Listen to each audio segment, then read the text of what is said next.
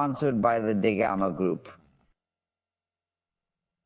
Hello, welcome to Rumbo Minero. I'm Cesar Campos, and with Miguel Zavala, we'll host this program. How are you, Miguel?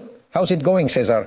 Nice to see you. Okay, we're going to address a topic that has been rising in importance over the last few weeks, and that also has a decisive influence on international political chess, affecting metal prices and oil prices, like the ongoing conflict in the Middle East. Yes, Cesar, it's regrettable what's happening, especially due to the loss of human lives, which is what we lament the most. However, this war conflict certainly impacts the world economy as well. Iran's president has labeled Israel the common enemy, indicating that honestly, as has been thought for years, the resolution in the Middle East is not near.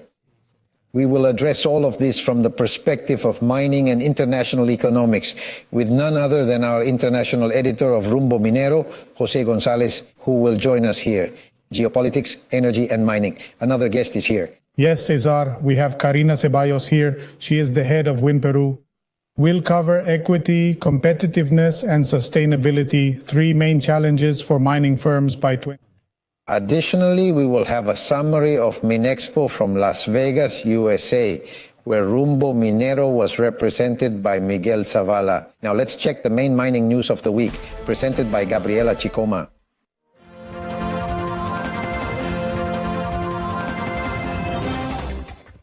For this week,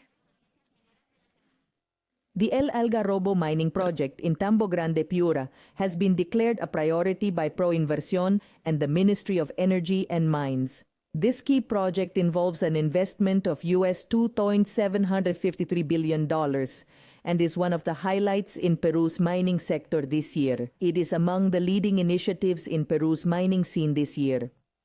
The awaited Tia Maria mining project in Arequipa is nearly a reality. As stated by the executive president of Southern Peru, Oscar González Rocha, construction on this project will start in an investment of $1.4 billion is anticipated, and the mine should begin operations in roughly 2 years. Many thanks, Gabriela Chicoma, for the week's top mining news. As we mentioned earlier, we have our editor here in the studio, José Gonzáles, international editor at Rumbo Minero, who is in Lima these days.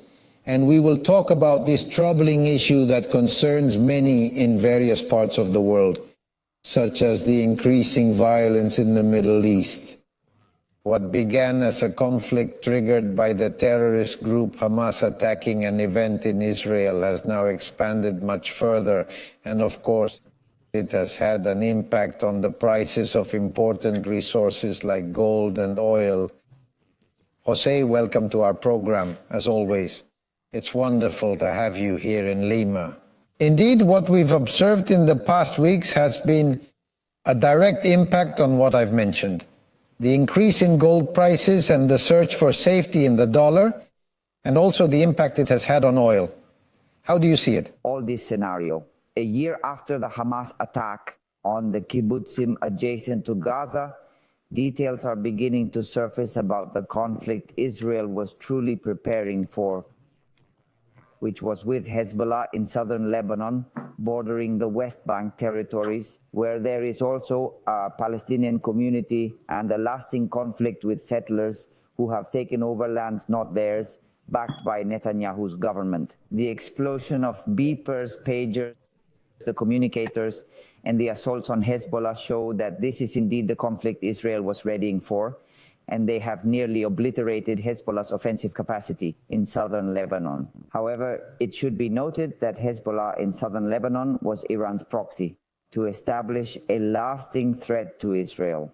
And that's why there has been a reaction from Iran regarding the attacks in Lebanon, the attacks that occurred at the time in Damascus and in Tehran itself. And the conflict is intensifying. This escalation involves several details, among others.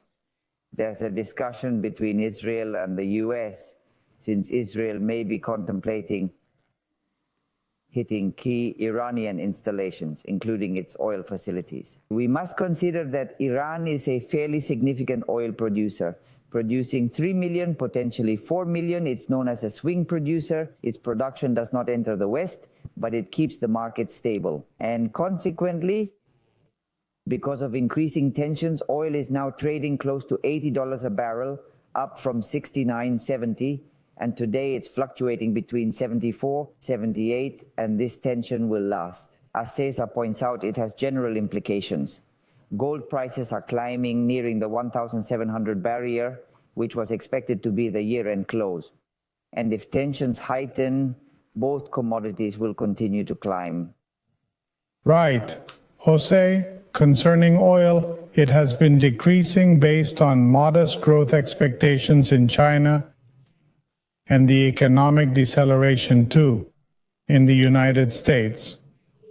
Have those expectations changed at all with the conflict? In the Middle East, at the same time the conflict erupts in an unexpected confrontation with Hezbollah, which we knew was already planned.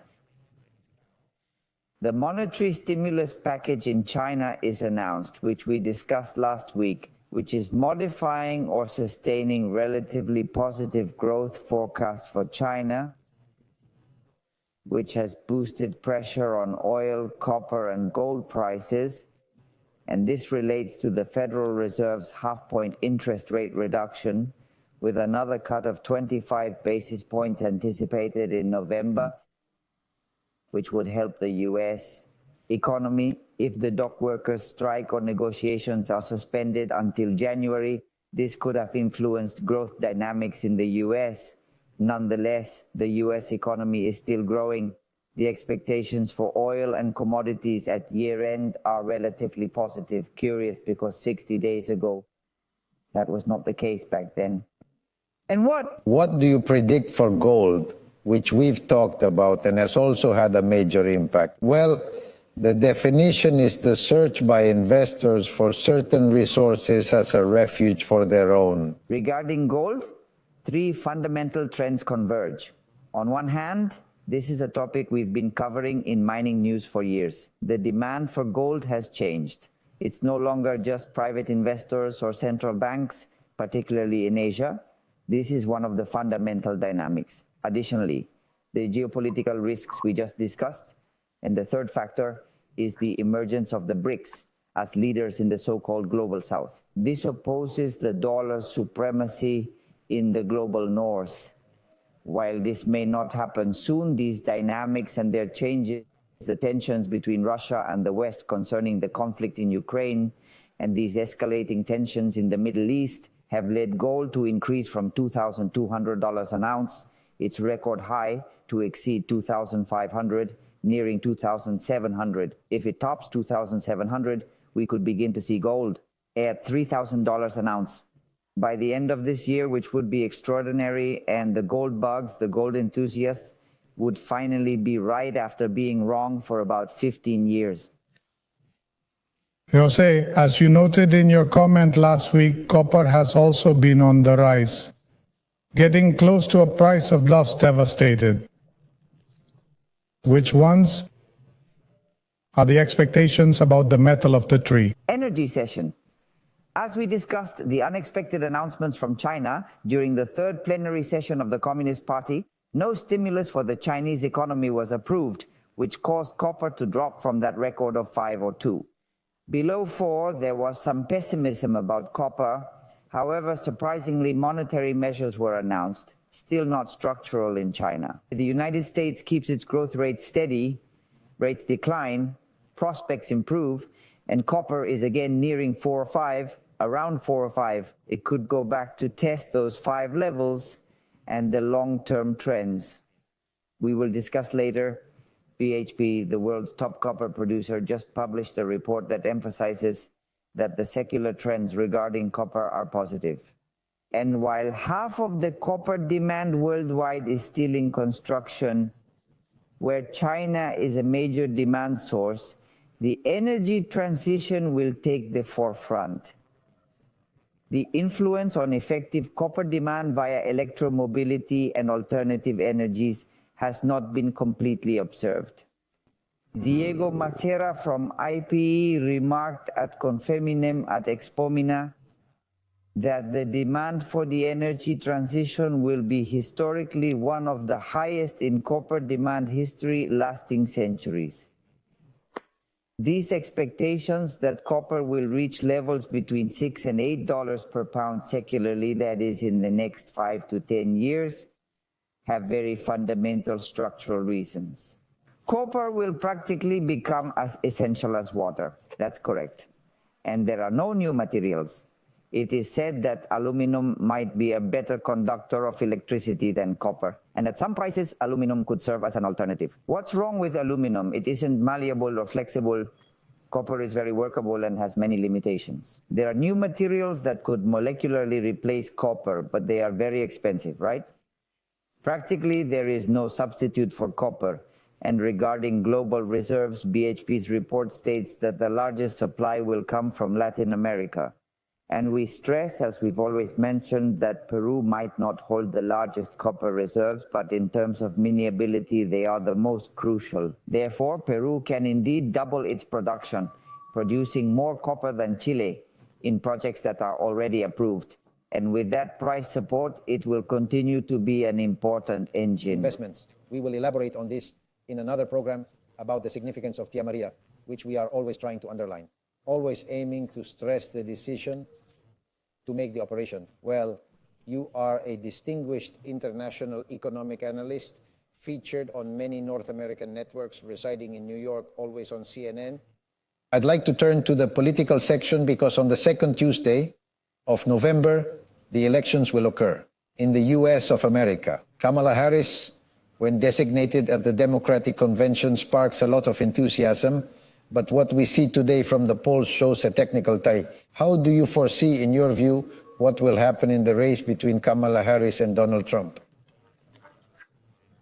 Kamala Harris has experienced a recovery in polling and voter intention, especially in relation to Biden. In his worst moment, Biden was 6 points under Trump in the polls.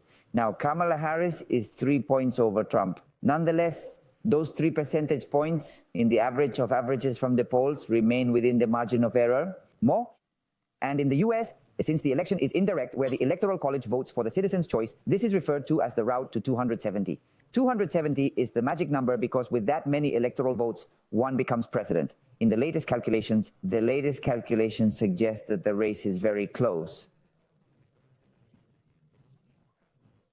According to the New York Times, Kamala Harris reaches 270 with Trump at 268. And the votes are determined by 3 votes from a state that has a unique electoral vote distribution, unlike the other states. Which ones are they? It's a single state. 7 or 8 states are in competition to reach those 270.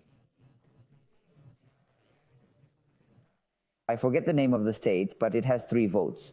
In the US, winner takes all. The winner of a state gets all its votes. I believe Iowa is that state. No, Iowa has, I remember it well.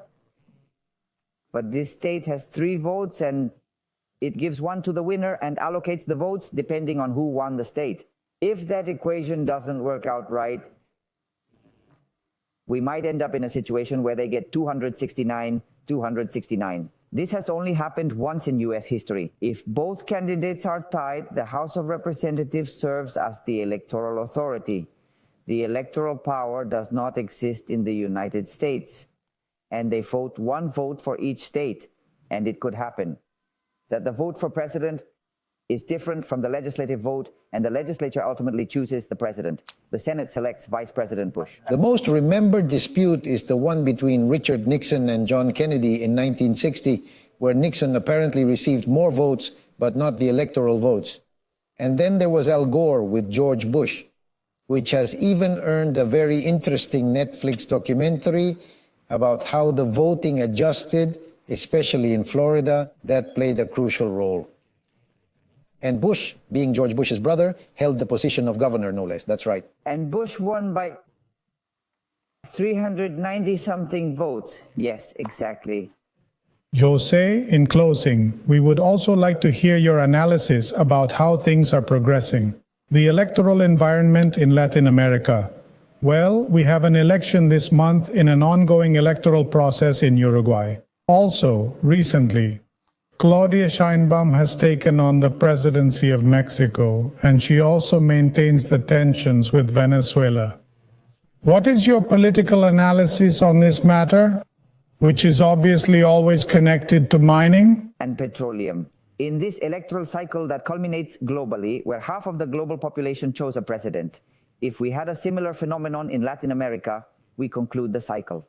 In Uruguay, it is clear that people no longer seem to be voting for pink waves or blue or red waves or any color, but rather against the incumbents, against those who have governed and have not governed well. People want solutions to their problems. In general, people no longer want revolution, they want inclusion. They no longer seek respect but recognition. This is causing many changes globally in the US election, making it very significant. If Kamala Harris is elected as the first woman, dark-skinned and the daughter of immigrants, it will likely spark probably more reactions than the election of Obama. And the election of Sheinbaum in Mexico has been significant because he won by almost 26 percentage points, which underscores López Obrador's management in relation to the people who elected him. It has outperformed the critics. López Obrador departs with a 63% approval rating. That's impressive. We'll see how Milei fares in Argentina. Bukele's popularity in El Salvador is indestructible. Boric has ended up being a leader almost from the center-left, very circular. Lula lacks the dynamics he had in the past. Ecuador is in an impressive crisis. In Peru, fragmentation continues without finding direction ahead of the 26th. The fact is there's a process concerning natural resources, especially mining, that's interesting in Latin America. New legislative initiatives are emerging in Brazil, Chile, Argentina, and Mexico, varying in scale, but all seek to understand the role of mining for the future. And we must remember that Claudia Sheinbaum is an environmental engineer. And we'll meet in. She has indicated that the only policies she will likely change, as she said during her campaign upon assuming power, are the Mexican oil policies. It will favor the substitution of oil with alternative energies, aligning it with mining, as we have mentioned in the past. Curiously, in this cycle, environmental interests align with mining interests, provided that mining is, as we've always stated on the program, modern, technologically advanced, and conscious of social and environmental matters. In Baum, it could be surprising that even though he is from Morena and there is a leftist trend in Mexico, aligns with the interests of mining for decarbonization. Jose, as always, it's a pleasure to have you on the program live. I mean, next week we'll be connected as always from Wall Street, New York. What's your base? Thank you for your thoughts. Delighted. We've been with José Gonzáles, our international editor at Rumbo Minero, and also our great collaborator who always enlightens us from New York about the latest international trends in the field of economics, and of course, especially in mining. A pause, we return to our program. Now we'd like to present a short summary of Rumbo Minero's coverage. At one of the biggest mining events globally, like Minexpo by the NBA, in Las Vegas, Nevada, held from last year to September 26th. Go ahead, please.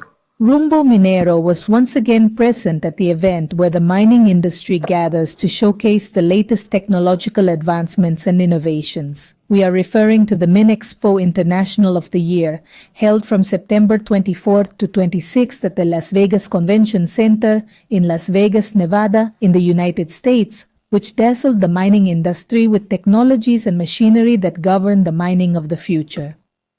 This event, organized by the National Mining Association, gathered over 50,000 professionals and experts during the event days to discover the newest technological innovations. Advancements in electrification and automation are some of the highlights of Minexpo this year. These major industry trends have been present in the mining sector for many years due to productivity and safety improvements. Feasible. But just like in other sectors, technological advancements are increasing the capabilities of automated functions and driving, as well as the number of machines that can be electrified. Moreover, To boost Peruvian mining offerings, PromPeru has encouraged the participation of a prominent group of national companies showcasing their products and services in the Peru Pavilion. This participation reinforces the country's leadership in the global mining industry. During the event, Peruvian companies had the chance to connect with key players in the global industry, explore new business opportunities, and establish strategic alliances with suppliers, manufacturers, and buyers from around the world.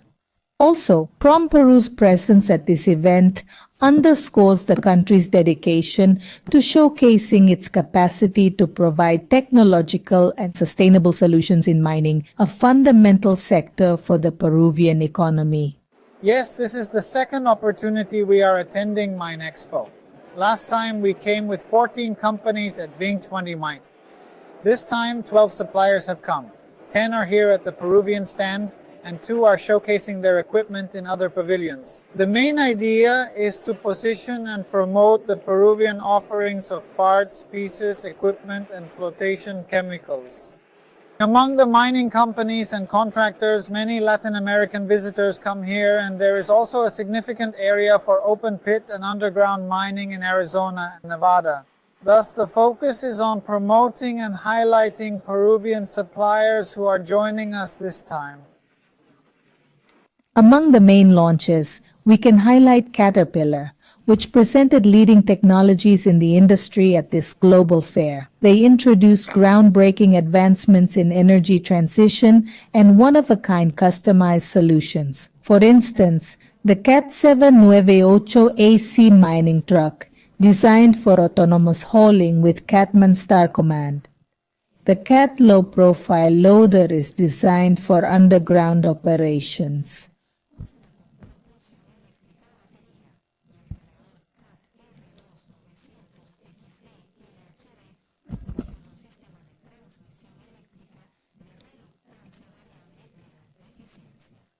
Meanwhile, Komatsu introduced its gear focused on electrification and reducing emissions. The WXO-IVB, Komatsu's first battery-powered dump truck, is particularly noteworthy. Designed for narrow vein mines, the hydraulic excavator PC4011E with electric drive offers the expected powerful digging force of high-performance diesel machines, and more.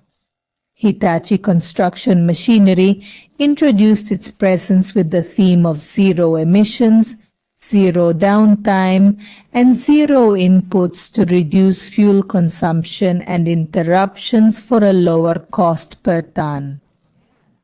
They showcased the electric excavator EX5600 and the mining truck EH4000C5, designed to reduce fuel consumption while improving productivity, reliability, and safety. Cummins introduced its bridge tech strategy with advanced hybrid solutions. Cummins highlights how these systems can cut carbon emissions while ensuring the reliability of combustion engines. Also, they have revealed the latest generation of QSK6 and QSK95 engines designed to deliver superior performance in extreme conditions, tough conditions. In conclusion, FLS showcased its Mission Zero technology, which seeks to allow mining operations without carbon emissions. They have presented their new portfolio of solutions, ranging from energy-efficient grinding systems to advanced flotation technologies. These are designed to reduce water and energy consumption, enhancing the sustainability of mining activities. Very important, Miguel, and I congratulate you on this significant and impactful coverage that has been done in Minexpo since the year of Las Vegas last week. And truly, it's important to highlight the presence of Peruvians participating in these significant international exhibitions, which demonstrates the interest in the global mining dynamics and the important presence of Peru. I don't want to miss the opportunity to promote our magazine Rumbo Minero, whose latest issue is available to read for free by accessing it through the internet at www.rumbominero.com. You can find all the info about Minexpo and our discussions with international editor José Gonzáles and all the news, that most important information regarding the mining field. Check out www.rumbominero.com. Okay. Yes, Cesar, it's time to proceed to the AMSAC mining assets block. The environmental situation in La Roya was quite complex. Peru had to assume its protective responsibility to safeguard the health of the population and the ecosystem. Previously, the streets and roads were mud. They were dirt. So that was where the pollution was. And that has changed because mining sites have been covered and restored. Everything that was contaminated has now been addressed, so to speak.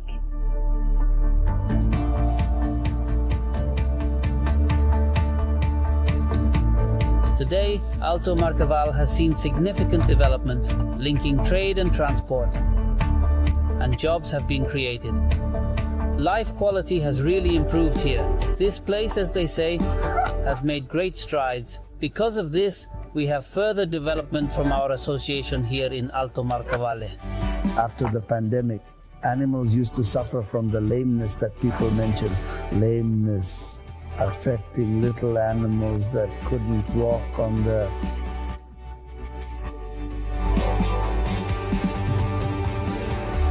In these areas with exposed, contaminated soils, I played with my brother, my friends, and my family. I am filled with joy to work for a company that has made a change in La Aurora. Today's children have a completely different reality.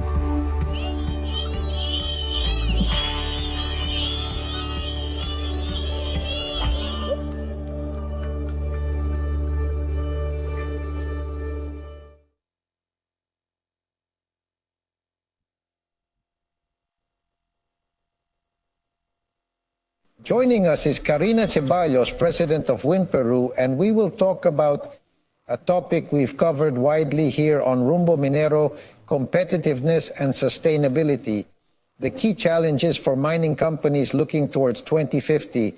Karina, welcome to our program. Thank you for joining us. Thank you, Cesar.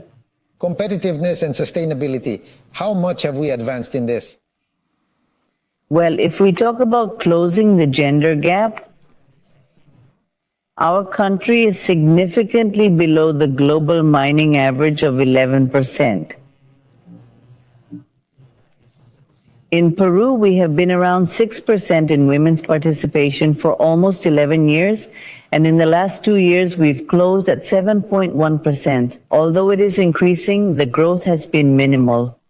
The latest report from the Mining Statistical Bulletin shows we are at 7.6% for women's participation. Let's say there are around 235,000 total workers in mining, including mining and suppliers, mining firms and their suppliers. Approximately 18,000 of those are women. So that means about 200,000 men. We're referring to the operational side of mining. Operations and administrative tasks. We're talking about everything, all around. We're referring to suppliers and mining companies, part of the mining ecosystem that provides direct jobs in mining. So how much progress have we made for the industry to be sustainable?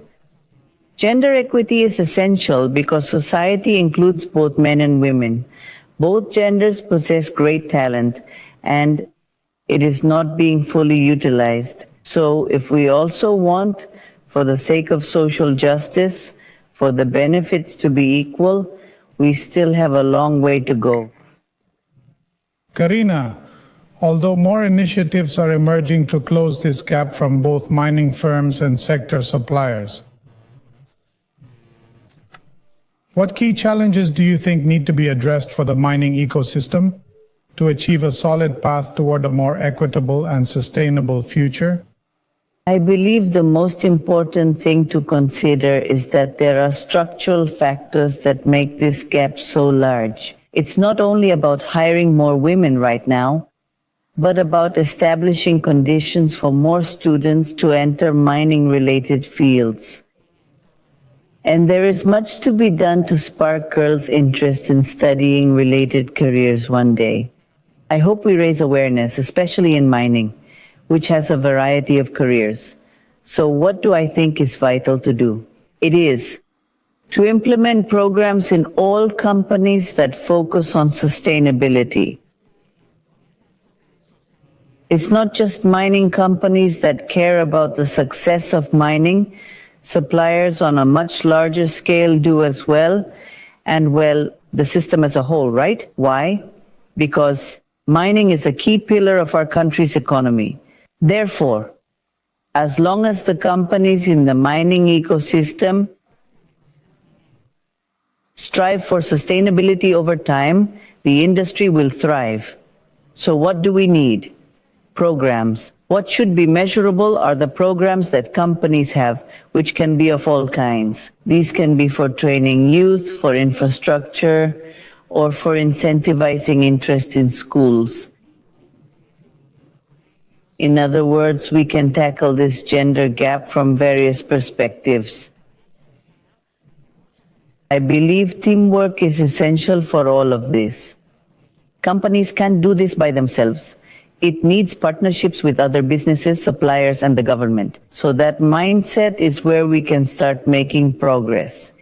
We have seen through WIM that there are companies that are gradually developing huge programs that help close this gap in their firms. Thus, we have companies with 25 to 30% women involved. This doesn't happen by chance. It requires ongoing effort. Execution. Well, General Ventures too, and you must know Karina, the Women Rock program, led by Felipe Navies, which clearly aims to close the gap. And it's really thrilling and motivating to see what you rightly mentioned to the young students, especially as they show more interest in the mining field. Just like you, WIM Peru are organizing the first International Congress Mining 2050 on October 23rd, fostering a sustainable future with growth, fairness, and competitiveness. What aims have you outlined for this Congress? This Congress aims to, first of all, we seek to be a voice to foster investment in mining. Once more, we are convinced that the mining is a key pillar of our nation's economic growth. Therefore, we want to showcase all the benefits that responsible mining brings to the country and social development, mining that develops, mining with standards. In a sense, you may wonder, but this is an organization that encourages women's involvement in mining. How is this related to mining overall? The more we invest in mining in the country, the more jobs will be created and more opportunities will be generated for talented women who can be part of the sector. Once more, it's not about women taking men's places, but about creating an environment with more opportunities for all. This Congress focuses on showcasing all the benefits, challenges, and opportunities we have through investment. And consequently, how will this positively impact the growth of women's participation in? Perfect. Karina, we have little time left. Please tell us who will be joining us as speakers at this event, the Congress, and if there are those interested in participating, where they can sign up. Mining? Absolutely. We have speakers from Peru's ecosystem and the region. We even have a panel from WIM globally, with WIM presidents from Bolivia, Colombia, and Australia joining us. We will also have executives from local companies and regional firms.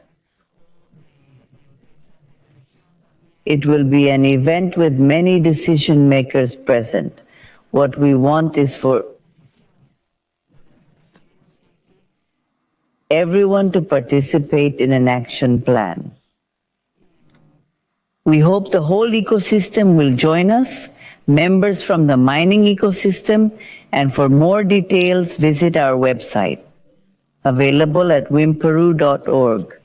We certainly anticipate success for this event, this inaugural Congress, and we commend WIM Peru, Karina, for their hard work to have more Eva Aria, more Julia Torreblanca, and more. It would be lengthy to discuss, how many women are now outstanding professionals, entrepreneurs, excelling in mining.